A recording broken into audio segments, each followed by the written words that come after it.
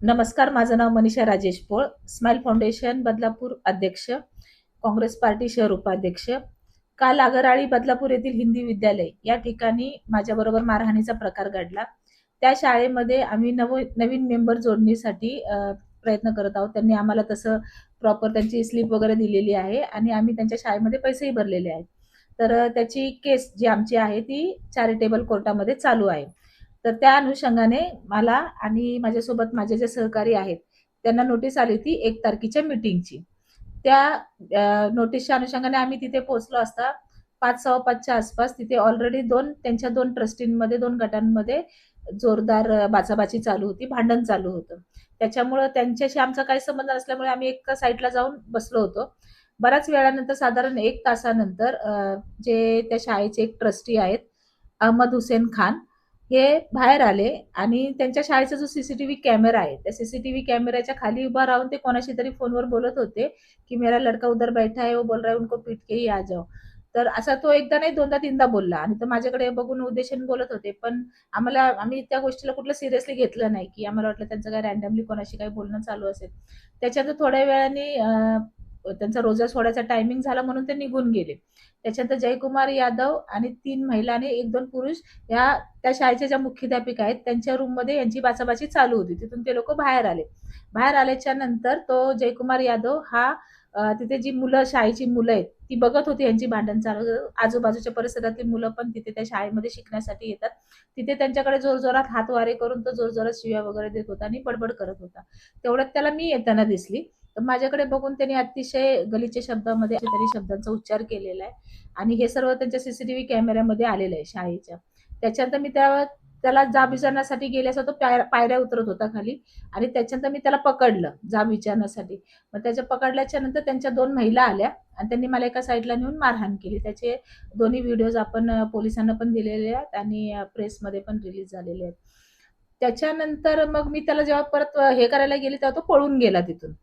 पळून गेल्याच्या नंतर मग मी बदलापूर ईस्ट पोलीस स्टेशनमध्ये गेली. त्यांच्याकडे रितसर माझी तक्रार नोंदवलेली आहे. त्याच्यामध्ये त्यांनी हे बघा, ही जी FIR ची कॉपी आहे.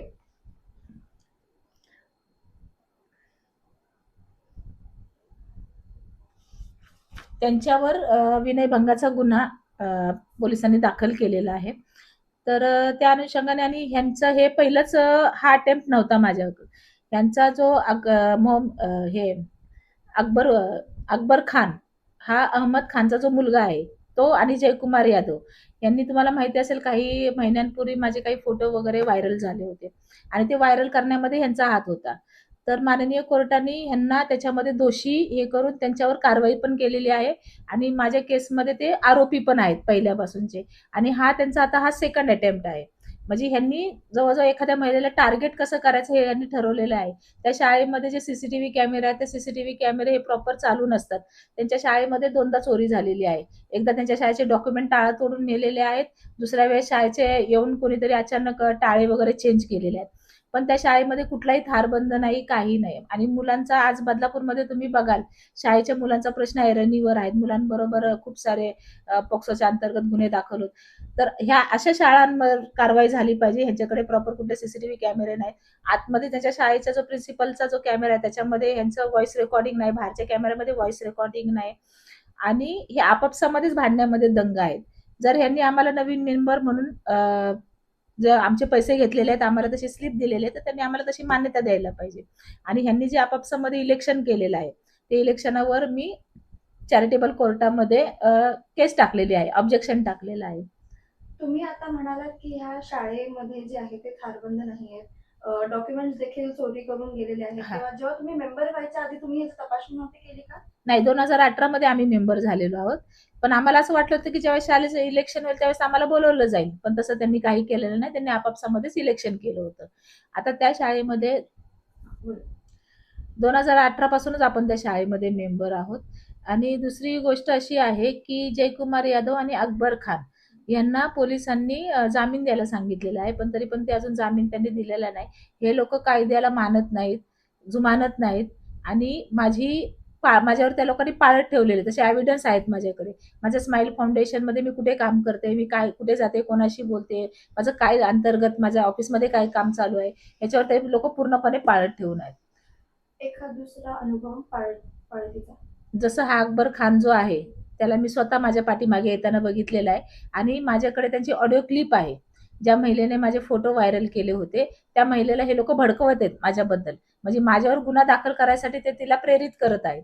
ती ऑडिओ क्लिप मी बदलापूर वेस्टच्या पोलिसांना दिलेली आहे, त्याच्यावर त्यांच्यावर गुन्हा पण दाखल झालेला आहे. काय वाटतं, तिसऱ्यांदा तुमच्याबरोबर हा प्रकार होतोय, प्रशासन देत आहे साथ या बाबतीत आणि हा. काय आशा आहे प्रशासनाकडून? माझी तर प्रशासनाकडून हीच आशा आहे की आज बदलापूर ईस्टच्या पोलिसांनी मला चांगला सपोर्ट केलेला आहे, सहकार्य केलेलं आहे, त्यांनी तत्काळ गुन्हा त्यांच्यावर दाखल केलेला आहे. पण इथून पुढे ही कुठल्या महिलेबरोबर, आज मी एक सामाजिक कार्यकर्ते आहे म्हणून मी ह्या गोष्टींना आज मी तोंड देत, कारण आज मी एकटी पोलीस स्टेशनला जाते.